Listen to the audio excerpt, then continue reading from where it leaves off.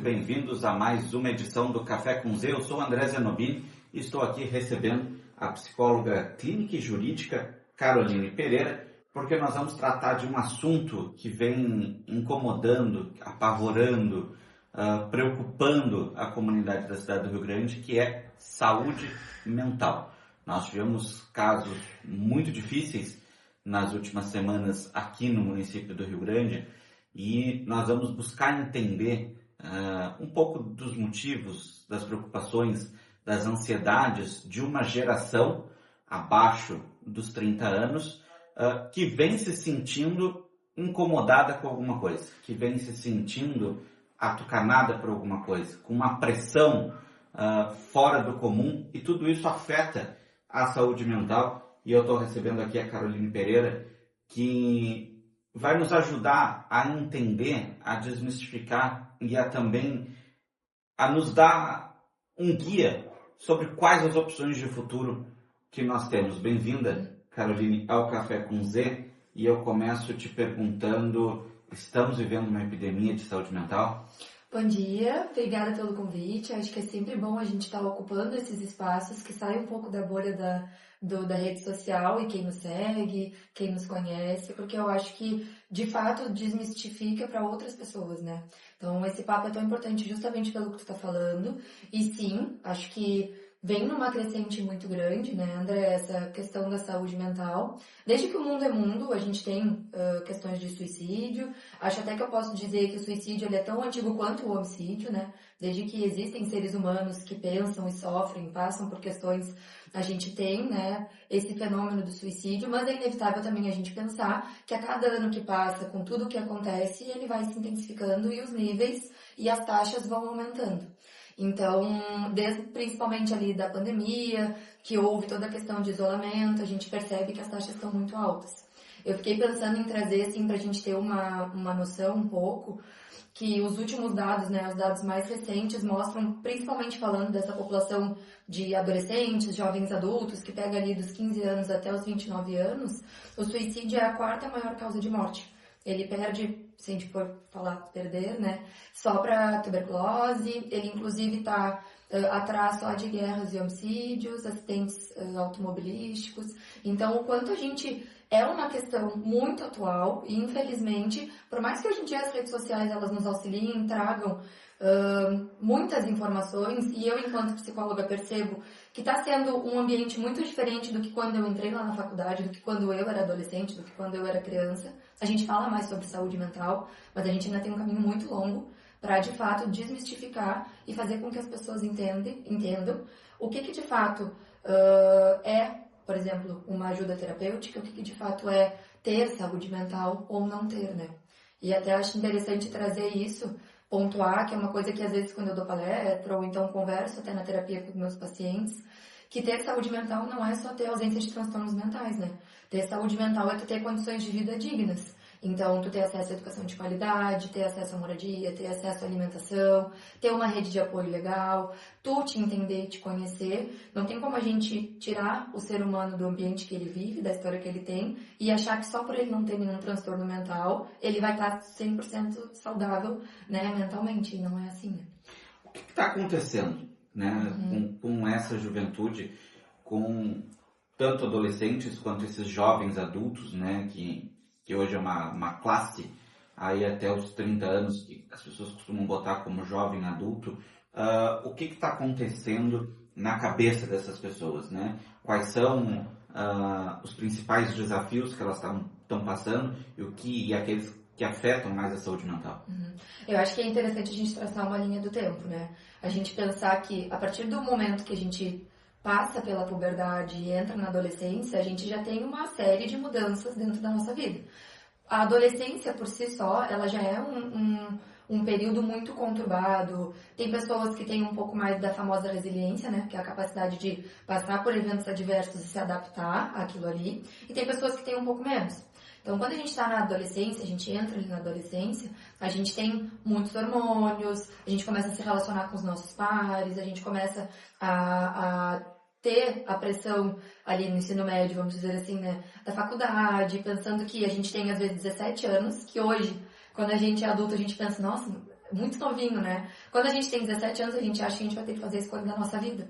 E às vezes, de fato, tu escolhe a faculdade que tu vai fazer, que depois dessa faculdade tu vai ter a tua profissão. Então, já é um momento com muitos hormônios e muitas questões que fazem com que tudo fique um pouco difícil. E com as pressões atuais, que não são só as pressões de sempre, que é isso de passar pelo ensino médio, te relacionar com amigos, namorados e namoradas, te relacionar com a tua família, escolher um emprego ou ingressar na vida de trabalho. Às vezes a gente sai do ensino médio e entra direto na faculdade. E aí essa mudança do ensino médio para a faculdade já é muito diferente, porque no ensino médio tu trata de um jeito, tu estuda de um jeito, os professores te cobram de um jeito, e quando tu vai para a faculdade é totalmente diferente. Tu tem que ser proativo, tu tem que estar lá porque tu quer, se tu quiser sair da sala tu sai, se tu quiser ficar tu fica, tem muita pressão acadêmica, então acho que a gente não pode deixar num lugar só. Acho que a gente tem que entender que qualquer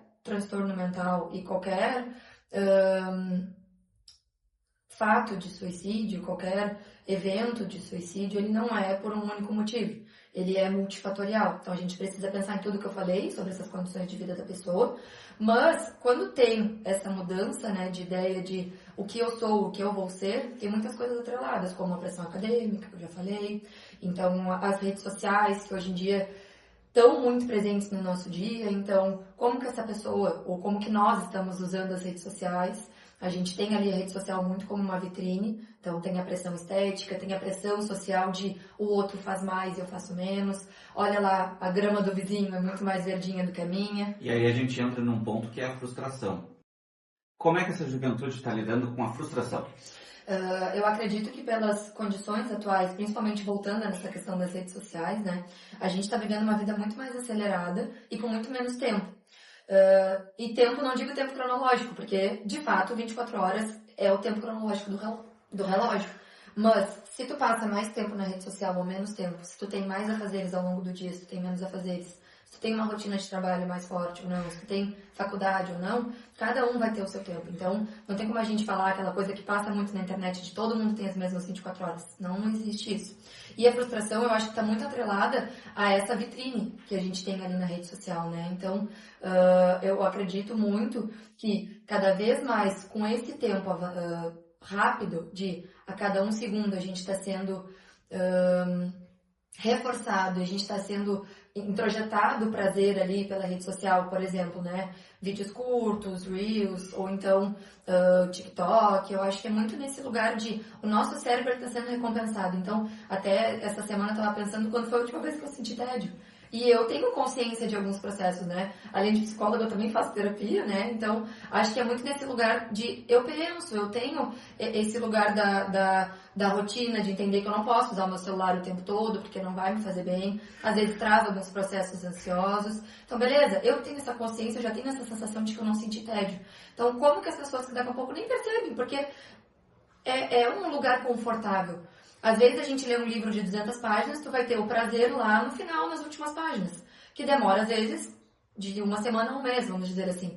E no celular, a gente tem o tempo todo o prazer. Então, a frustração, eu acredito que ela vem muito atrelada a isso. Eu não estou fazendo uma coisa que me dá prazer instantâneo. Então, eu fico frustrado e eu vou para onde me dá um prazer instantâneo. E aí, falando de prazer instantâneo, de vida cada vez mais ágil, os vídeos são cada vez mais curtos, a gente não consegue mais escutar um áudio na velocidade 1, a gente já tá... Eu, se tivesse o 3, já estaria na velocidade 3. Causa um outro problema, que é a ansiedade, né? Como é que tu tá vendo esse surto de ansiedade que a sociedade está vivendo?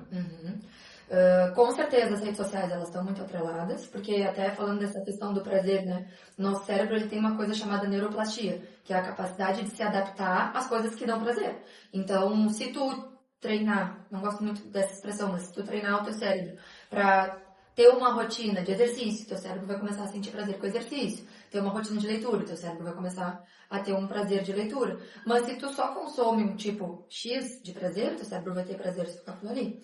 E quando a gente vive nesse mundo acelerado, nada mais dá prazer. E aí a gente começa a ter A ansiedade, ela tem, acho que é interessante também a gente falar que ela tem a ansiedade patológica e a ansiedade que é normal. Todo mundo sente ansiedade. A ansiedade, ela é uma emoção que é intrínseca ao ser humano.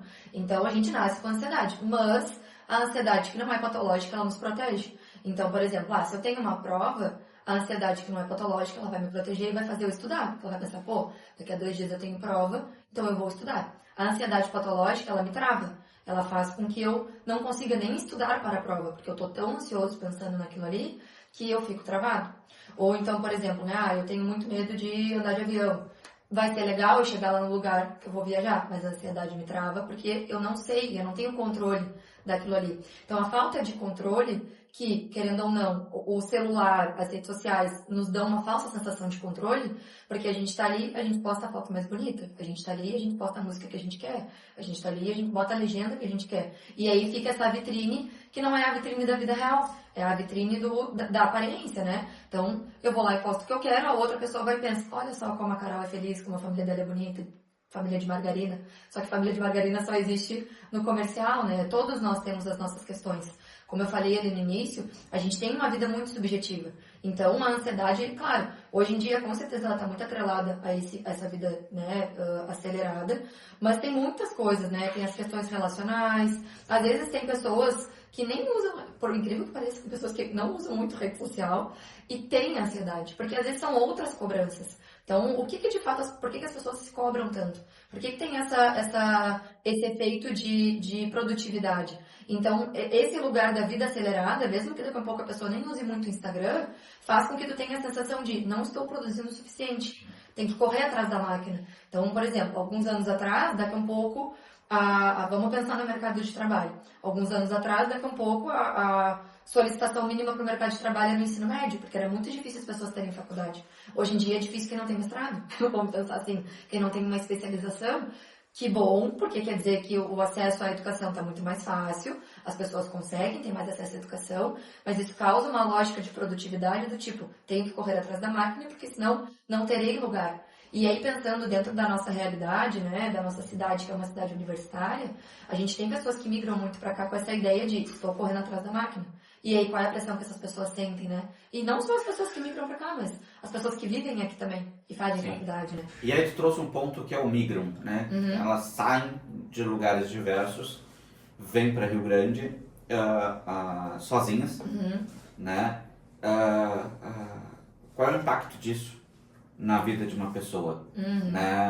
A pessoa, ela emocionalmente, ela tem que estar bem preparada para um processo de mudança como esse. Com certeza, mas como que a pessoa se prepara emocionalmente se às vezes ela não tem acesso e às vezes ela nem pensa no emocional? Porque a gente, como eu falei, assim, né? Claro que a gente tá num momento muito melhor para a saúde mental. Eu, enquanto psicóloga, eu consigo enxergar que as clínicas estão cheias, as pessoas, de um jeito até bom, porque as pessoas estão buscando autoconhecimento. Às vezes as pessoas não buscam só quando aperta ali o calo, né? De fato, as pessoas às vezes chegam e falam, eu vi na internet, achei legal, quero ver como é que funciona a terapia. Tá bem, que bom. Mas ainda assim, a grande maioria da população tem muito tabu de procurar a ajuda. Então, as pessoas às vezes não pensam como que eu tô me sentindo emocionalmente. E, de fato, quando as pessoas saem da sua cidade, por exemplo, vamos falar aqui da realidade de Rio Grande, né? Vêm pra faculdade, elas deixam os amigos, elas deixam o local que elas conhecem, a padaria da esquina que elas compram pão todos os dias, a balada que elas vão com os amigos, o cafezinho que eles tomam ali num café e conversam, a família, então ali o núcleo familiar que às vezes tem algumas questões como todo mundo, mas ainda assim é um lugar conhecido e sai para um lugar totalmente desconhecido. Geralmente a gente vê que o pessoal consegue ter uma relação legal com os colegas, mas ainda assim, é extremamente necessário ter uma rede de apoio nesses momentos. Que falta? Falta rede de apoio porque a pessoa sai daquele lugar conhecido, né? Então a rede de apoio, ela começa pelo lugar que tu conhece, que é os teus familiares, os teus amigos. E quando tu vem pra cá e tu não conhece ninguém, tu tem que construir uma nova rede de apoio. E será que de fato tu conhece aquela pessoa e tu te sente confortável o suficiente? Porque a gente tá conversando aqui e daqui a pouco, André, tu é legal. A gente bate papo todos os dias, mas será que eu me sinto confortável o suficiente para te contar a minha vida, para te contar as coisas que eu sinto? Às vezes precisa de um tempo pra gente estabelecer um vínculo forte, assim como em qualquer relação. Então, quando a pessoa vem pra cá, ou pra qualquer migra, sai dessa cidade e vai pra qualquer lugar desconhecido, ela tem essa ausência inicial de rede de apoio. Ela pode construir, Nós somos seres mutáveis e somos seres sociais. Sim. Então, a nossa construção de vínculo, ela é rápida para quem não tem uma questão de isolamento social. E para quem tem, então, a gente tem mais uma questão aí. Então, para quem já vem num lugar, estou lá na minha cidade, é o meu lugar conhecido, e eu já tenho uma questão com isolamento social, eu venho para cá e tudo piora. Só que para que vem para cá? Numa ideia de vou melhorar a minha vida, vou melhorar a vida dos meus familiares. Se eu tiver uma faculdade, eu vou ter mais oportunidades de emprego. Então, tu percebe que é muito um pensamento já ansioso, mesmo não tendo aquela carga da ansiedade, porque é muito na frente. Sim. Tem um outro ponto que eu sinto muito, e é por isso que eu sempre bato nessa tecla. Nós já fizemos uma matéria uma vez abordando isso, que é Rio Grande, enquanto espaço geográfico e seu clima, né? Eu sou muito afetado pelo clima. Eu sou extremamente afetado pelo clima. Sim. E nós estamos em setembro, nós estamos nos encaminhando para o final de setembro, e dá para contar os dias de sol em Rio Grande. Sim. Né? Qual é o impacto do clima na vida das pessoas e na saúde mental das pessoas? Com certeza tem, não vou te dizer 100%, porque nós somos, né, seres que sentimos muitas coisas, mas com certeza, principalmente pensando por um lugar mais biológico, tá? A gente sabe, pelo menos eu sei, e eu sempre digo que o óbvio pra mim também, às vezes não é óbvio pro outro, precisa ser dito, né? A falta de vitamina D, ela é um composto, né? Ela é uma questão muito importante pra gente pensar de que sim, ela traz às vezes alguns sintomas mais melancólicos, que a gente chama, né? Que são fadiga, não dá vontade de fazer muita coisa, tu fica um pouco mais triste. Então, a falta da vitamina D, às vezes tu pensa assim, ai, que bobagem, né? Nem tem isso de falta de vitamina C, vitamina D, vitamina B12, ferro, e tudo isso, de fato, implica. É só isso, André, que faz com que a pessoa tenha sintomas depressivos, sintomas ansiosos? Não, mas isso também é um ponto muito importante. Então, quando a gente tem um período muito grande de chuvas, com certeza. Primeiro, porque hoje em dia a chuva não é um chuvisco, né? Às vezes tem ciclone 3 vezes por semana. Vamos falar assim. Então, como é que tu vai sair de casa com um tempo muito ruim? Então, inevitavelmente, tu acaba ficando mais em casa. Se tu fica mais em casa, tu fica mais isolado. Além de ficar mais isolado, tu pega menos sol. Se tu pega menos sol, tu tem menos vitamina D. E aqui pensando só por um lugar orgânico. E aí agora vamos lá voltar no isolamento. Então, se tu fica mais em casa, tu fica mais isolado. Se tu mora sozinho, pior ainda. Mas às vezes a pessoa divide quarto contigo, divide casa contigo e cada um fica no seu quarto, cada um fica no seu canto, cada um fica no seu celular, porque às vezes não se construiu esse vínculo, né? Mas quando, por exemplo, a pessoa é daqui e mora aqui, é muito comum, tipo assim, tu passa o dia vendo um filme, o dia vendo um TikTok, um Instagram, enfim, uma rede social, e às vezes tu não socializa com a pessoa dentro da tua própria casa. E aí eu acho que é um exercício de parar pra pensar. Mas sim, o clima afeta muito. E aí quando é inevitável, eu também. Eu vejo um dia de sol, me dá até mais vontade de viver, literalmente. Porque daí dá vontade de caminhar. Tu não tem vontade de chamar um Uber ou pegar o teu carro e sair. Eu pelo menos tenho vontade de ir caminhando até o consultório, por exemplo. Coisa boa, poder, sei lá, caminhar aqui na câmara, ver os passarinhos, ver as árvores. E na verdade, quando tem chuva, tu entra no carro, tu sai do carro, tu entra em casa, tu sai de casa, aí tu fica molhado, aí tu fica irritado porque tu tá molhado. Então, com certeza, o clima ele afeta. Não em questões tipo assim, André, só pelo clima? Não. É multifacetado. Não é uma receita de bolo, assim, 2 ovos, farinha, não.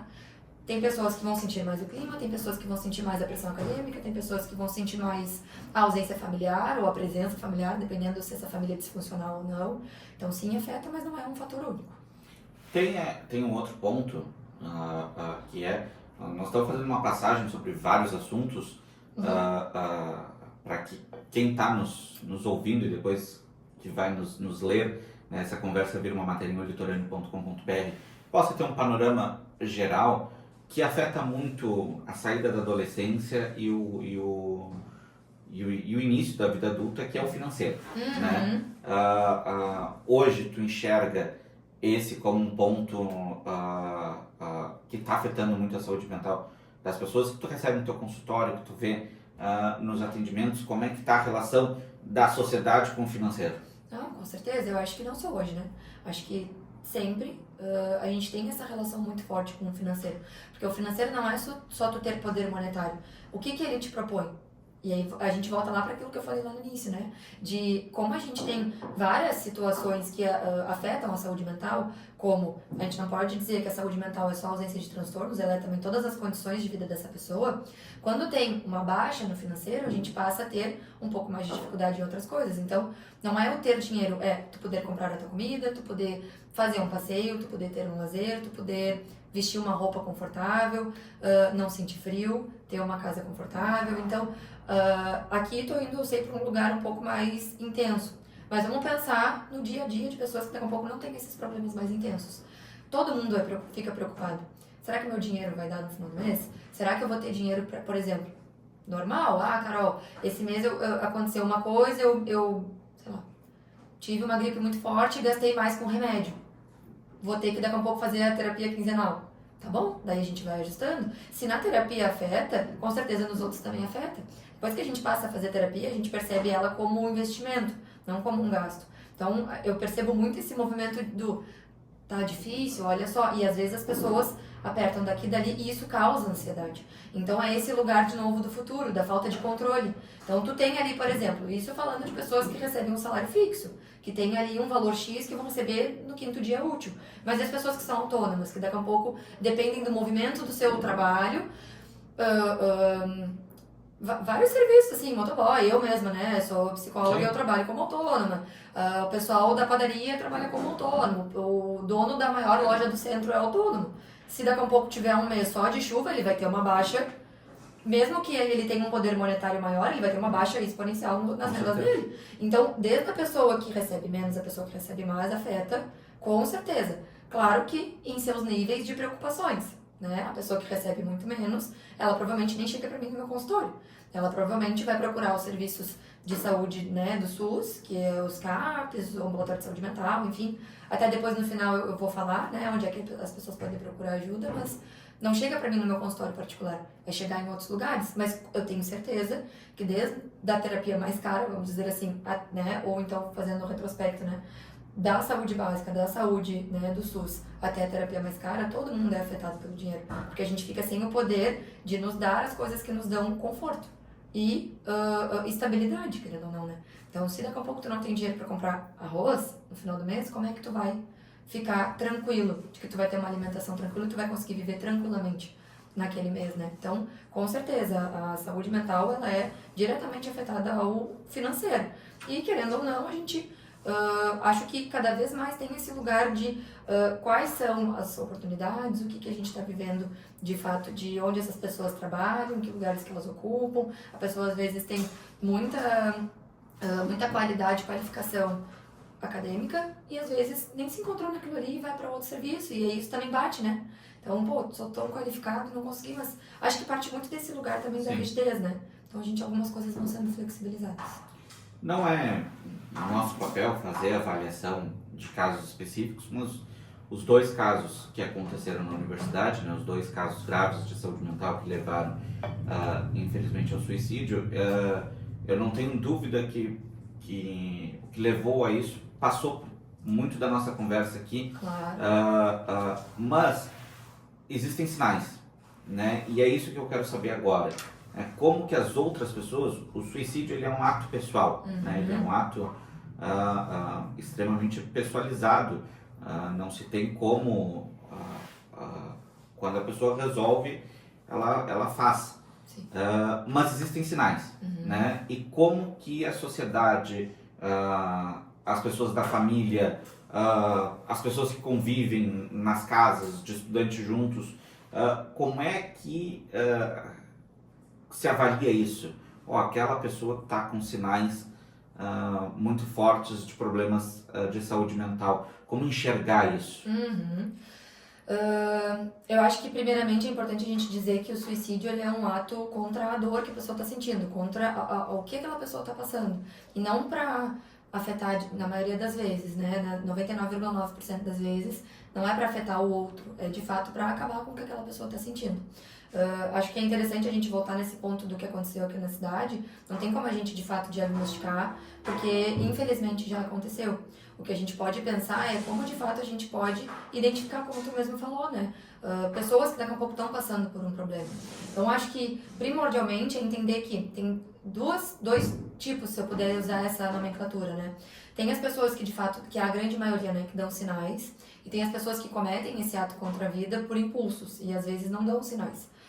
Ou as pessoas dão sinais muito sutis, mas elas não se abrem, não se colocam nesse lugar de pedir ajuda verbalmente, não se colocam nesse lugar de vulnerabilizadas. E a gente nunca sabe o que passa interiormente nas pessoas, né? Então, às vezes, o externalizar é muito difícil, mas a grande maioria externaliza.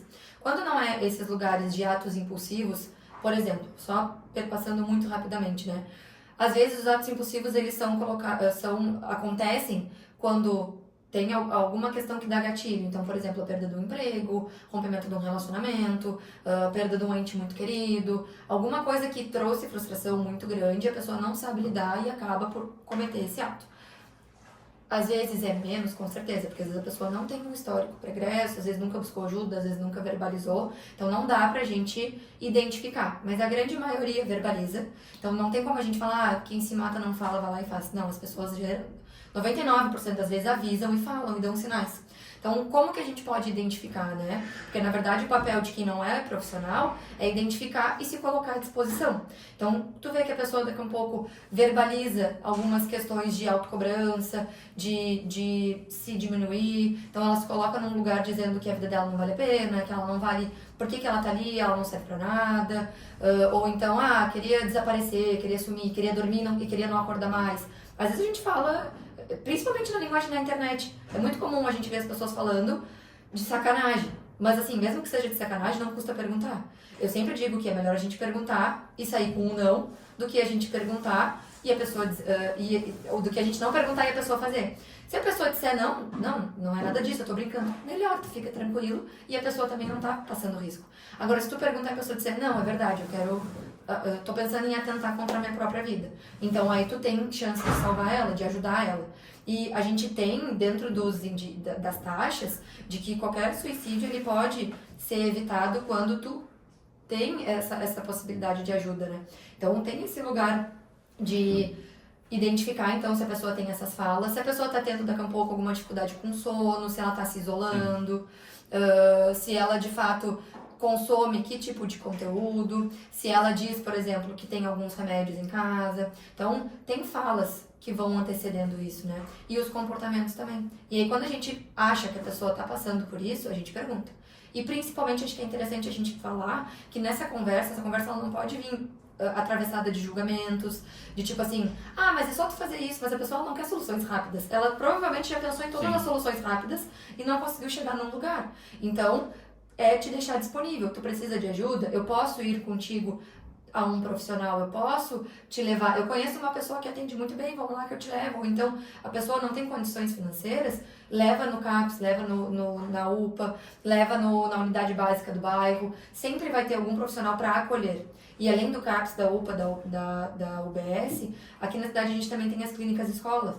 Então, por exemplo, ali na Anhanguera, que é onde eu me formei, então é onde eu tenho mais propriedade para falar, porque eu conheço, eles fazem plantões psicológicos regulares.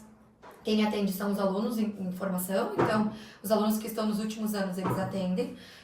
E aí, agora que o semestre já começou, eles estão com plantões em dias específicos, depois eu posso até te passar de cabeça, eu não sei. E é só chegar lá e ser acolhido. Então, se tu vai no dia e no horário, tu não precisa ligar, não precisa marcar, não precisa nada. Sempre vai ter alguém te esperando para te acolher. Não vai precisar esperar uma fila, não tem isso. Depois do acolhimento, se a pessoa que está te atendendo percebeu que tu precisa de um atendimento regular, tu passa para o atendimento. É um valor social, mas se tu não tiver condições financeiras, eles inclusive fazem gratuitamente. Então, é interessante que as pessoas também se apropriem, tanto para quem vai ajudar, quanto para quem precisa, de que tem lugares para buscar ajuda. A gente não precisa se sentir sozinho nesse momento que é tão triste, assim, né? Nesse momento que naturalmente já é de isolamento social. Então, acho que é interessante as pessoas terem a propriedade dessas informações para saber como ajudar. E assim, né, André, se chegar num nível de eu não tô percebendo as falas, a pessoa já falou que tem planos. Então, é levar diretamente para a UPA, ou chamar a SAMU. E se a pessoa daqui a um pouco se depara com uma tentativa, então, presencia, vê que em seguida que a pessoa cometeu, chamar a SAMU ou os bombeiros, para de fato poder salvar naquele momento e ficar perto daquela pessoa. Mesmo ela daqui a pouco já estando desacordada, mesmo já acontecendo, às vezes é por medicação, então é muito importante que saiba que horas tu achou a pessoa, que medicação que foi, tu achou alguma cartela, alguma coisa, tudo isso é relevante para salvar aquela pessoa. Então, tu viu que aqui a gente tem vários níveis. Antecedendo, quando a pessoa só fala, tu percebe que ela está se isolando, que ela está com dificuldade de sono, que ela está perdendo rendimento escolar, que ela está perdendo o rendimento das relações dela. É uma questão. Então, tu vai te botar à disposição, vai conversar, ouvir sem julgamentos e não dar rápidas soluções, porque a pessoa não precisa de rápidas soluções, ela precisa ser ouvida às vezes. Sim. Às vezes tu escuta a pessoa 5 minutos e a pessoa já fica mais leve. E aí trazer esse lugar de terapia não é pra louco, terapia é pra te ajudar. Acho que já passou o tempo, a gente tá no século XXI, 2025, acho que tá na hora de cada vez mais a gente entender que a terapia é uma conversa que nem a gente está tendo aqui. Só que às vezes ela é um pouco mais dolorida e às vezes ela é uma conversa sobre, de fato, o dia a dia, sobre como que foi a tua faculdade, como que tu tá te sentindo, o teu trabalho. Então, o quanto a gente precisa desmistificar esse papel. Tu não vai sentar lá e vai ser medicada, até porque psicóloga nem medica. Então, reproduzindo aqui coisas que eu já escutei nesses quase 4 anos de formada, assim, né? É uma conversa tranquila, onde tu vai te conhecer e vai entender da onde que vem esses sintomas, por que que tu tá sentindo isso. E quando a gente consegue identificar a origem, fica muito mais fácil da gente fazer com que esses sintomas pausem um pouco, ou pelo menos estabilizem, né? Tu trouxe coisas muito importantes, né? E uma delas que eu acho que é a mensagem final, assim, pra gente se encaminhar pro fim dessa conversa, que é o escutar. Sim. Né? É o prestar atenção, assim. Eu acho que de tudo que a gente vive no mundo hoje, e pegando várias porções da tua fala ao longo dessa conversa, eu acho que fica a dica para a pessoa olhar o seu entorno, né? Tirar o olho da tela e perceber o que está acontecendo na sua casa, com seus amigos, escutar, né? Escutar mais do que falar. Eu acho que esse é a grande análise que a gente tem que fazer, né? De tudo que a gente passou. E aí, só para finalizar, dor coletiva, né? A cidade vive, se compadece com tudo que aconteceu e entra num período de dor coletiva. Como transformar essa dor coletiva em algo bom para a comunidade? Infelizmente, assim, né, André, a gente passa por esse lugar. Rio Grande, eu digo que é uma grande cidade do interior.